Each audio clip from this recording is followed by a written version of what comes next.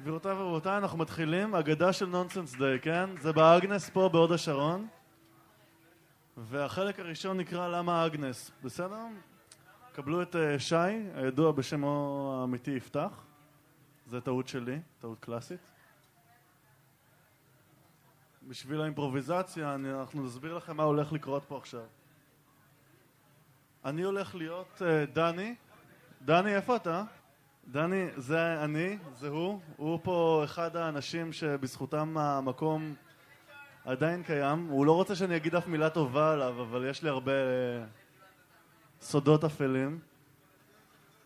שי פה יהיה מיטל, שהיא כרגע נמצאת הרחק מאיתנו, אבל ברוחה היא איתנו. מריחים. וזה הסיפור למה קוראים למקום הזה אגנס. דני? מה? היא לא נראית כמוני.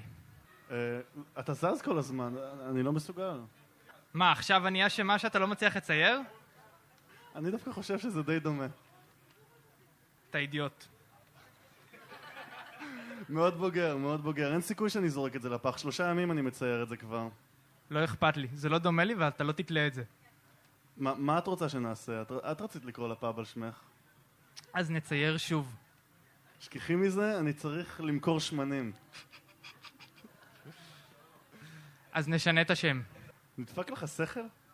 נו, בוא נשנה אותו. טוב, מה בא לך? לא יודעת, בוא נפליץ איזה משהו. יפה, ועכשיו אנחנו נגמרנו לנו הקטע, וזה למה קוראים למקום אגנס.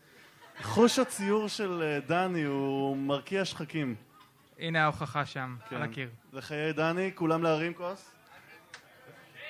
צ'יר.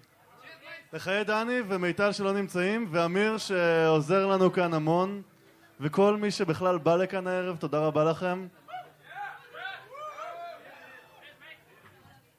ועכשיו יש חוק קטן, דרך אגב, חוק קטן.